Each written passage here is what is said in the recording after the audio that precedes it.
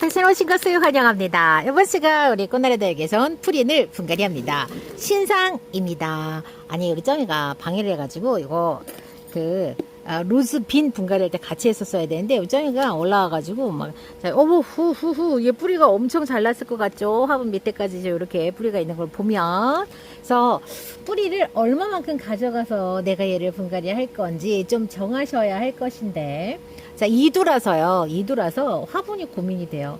살짝 타원형 화분이면 더 괜찮겠죠. 이제 뿌리가 너무 많으면 얘를 잘라서 갈 건지 아니면은 그냥 가면서 좀 더 큰 화분에 갈 건지도 아마 고민되실 거예요.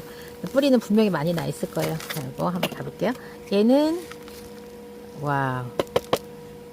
뿌리가 지금 꽉 차 있죠. 뿌리가 꽉 차 있는 상태로 그리고 물을 먹을 준비가 충분히 되어 있어요. 이 아이는 보니까 이 뿌리들이 지금 그 수염 뿌리들을 내면서 이렇게 지금 물 먹을 준비를 지금 하고 있거든요. 얘네들 이제 관수를 하는데 한꺼번에 너무 많이 관수하게 되면 그러면 아직까지는 좀 햇볕이 좀 차광을 해서 햇볕이 부족하다거나 온도가 갑자기 팍 올라갔을 때 문제가 될 수 있으니까 워밍업 차원에서 전체에 한 10%에서 20%만 준다 이런 느낌으로 관수를 조금 하십시오.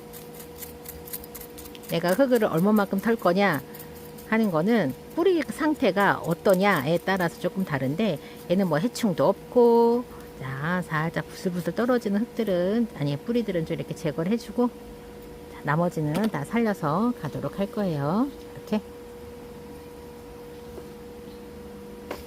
내가 새로 사용할 흙하고 기존의 흙의 성질이 너무 다르다 하면 좀 다 털어낼 그럴 필요성이 있어요. 자, 이 녀석은 자, 왼쪽에 아기가 있네요. 자, 오른쪽에 있으면 조금 더 편할 텐데 왼쪽에 아가가 있어서 그래도 이렇게 자, 우리 드로공방의 국화분에다가 넣어 보도록 하는데 저거 애기 그냥 포기하셔도 돼요. 저 애기 그냥 포기하고 아이고 이렇게 낭창낭창한 깔망이 좋아요. 자, 깔망에 대한 생각도 조금 자, 요거는 젖은 사박토에다가 요 포트에다가 넣고 제가 물을 붓어. 그래갖고 사박토가 좀 더 젖도록. 그래서 내가 그 간수를 하는 수고로움을 조금 덜게 제가 그렇게 아예 했거든요. 얘는 좀 더 흙을 넣어야 돼. 근데 이 수분감 좀 부족해. 얘한테는. 조금 제가 더 그래서 분갈이 하고 나서 관수 좀 더 해줄 거예요.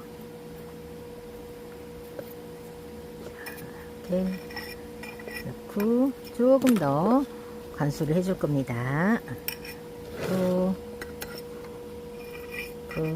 자, 이 위에다가는 만능토를 제가 넣을 거예요. 자, 위에다가는 추가로 넣는 용토에다가 만능토를 넣는데 왜 만능토를 넣냐?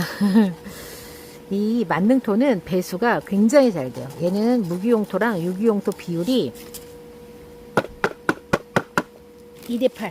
그러니까 무기용토 비율이 80%까지 올라가 있는 용토예요. 그렇다 보니까 물을 주면 아래로 쭉쭉 빠집니다. 근데 용토들이 시간이 흘러서 조금 경화된다고 해야 되나? 좀 딱딱해지면 물이 제대로 들어가질 않아가지고 사박토 같은 경우에는 좀 처음에 되게 당황스러워요. 사박토에 대해서 잘 모르면. 그래서 그런 분들 처음 사박토를 써서 사박토 관수가 어려우신 분들은 용토를 많이 넣지 마세요. 20%나 10% 정도 남겨놔서 물이 좀 고였다가 내려갈 수 있게 분갈이를 하시거나 아니면 위에는 좀 배수가 그래도 조금 잘 될 수 있도록 자 요렇게 만능토를 2개를 용토를 섞어서 요렇게 층을 달리해서 이렇게 써보시기를 추천드려요. 그래서 물을 넣으면 얘는 배수가 진짜 빠른데 밑에 뭘 만나요? 사박토를 만나죠. 사박토를 만나면 자, 물이 아마 좀 많이 흡수가 될 거예요.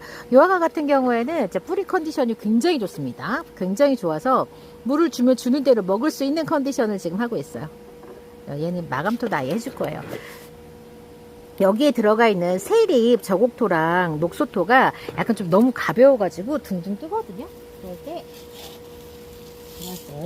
이렇게 목문석 마감토로 약간 조금 층을 조금 도톰하게 해가지고 좀 눌러줍니다.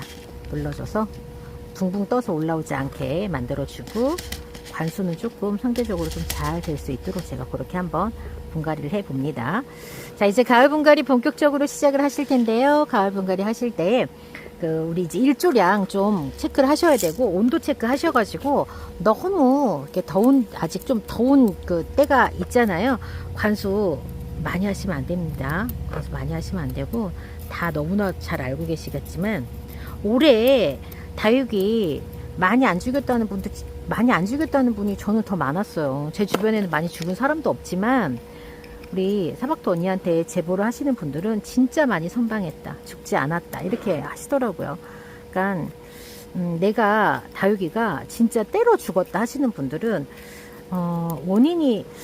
원인을 단순히 용토에다가 맞추지 마시고 또 다른 부분들을 꼭 좀 생각해 봤으면 좋겠어요. 저는 가장 큰 게 환경에 맞는 케어거든요.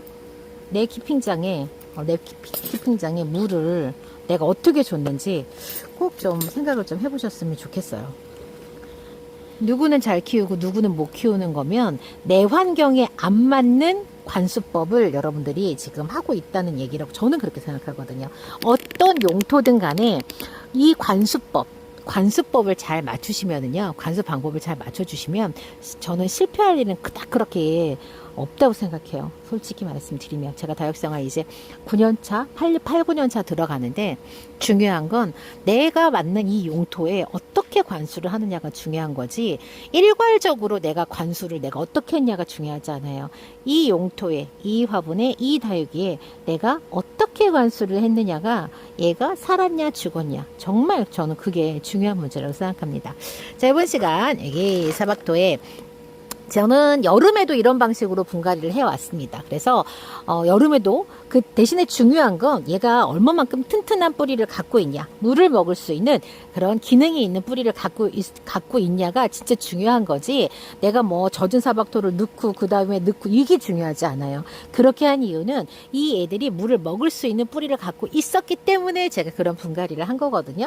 그래서 뿌리와 관수, 용토, 그 다음에 햇볕, 온도, 이런 것들을 좀 유기적으로 생각하실 수 있는 말랑말랑한 그런 유연적인 사고를 좀 하셨으면 좋겠어요.